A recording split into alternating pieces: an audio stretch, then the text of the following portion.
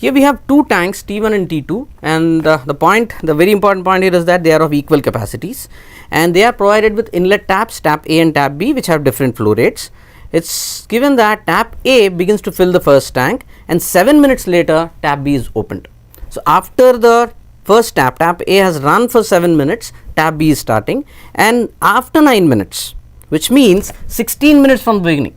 So 16 minutes from the beginning, A has run for 7 minutes and A and B have run for 9 minutes. So A and B, for the first 7 minutes that A is running, B is not running, and then both A and B have run for 9 minutes. So which means A has run for a total of 16 minutes and B has run for a total of 9 minutes. Now at this stage, it is given that the total quantity of water in both the tanks is just enough to fill one tank completely. Now the interpretation of this statement is very important, and that will lead us to the answer very quickly.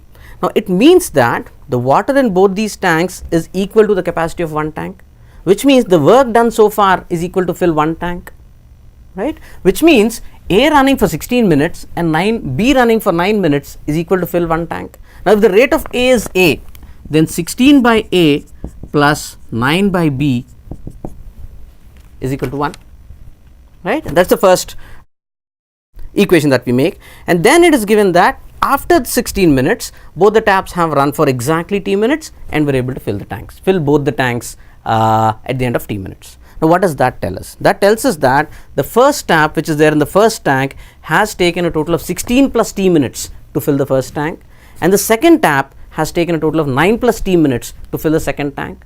So which means A will be nothing but 16 by 16 plus t, because that is the time that it is taking to fill the tank.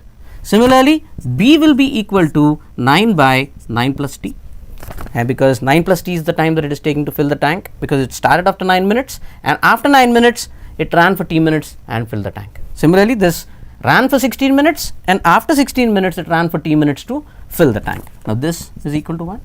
Now all we need to find out is the value of t. Solving for this, we can get the value of t very easily. So we get 16 into 9 plus t, which is 144, plus 16t, plus again another 16 into 9, which is 144, plus 9t, and this will be equal to 16t in 16 plus t into 9 plus t, which is again 144 plus t square plus 16t plus 9t.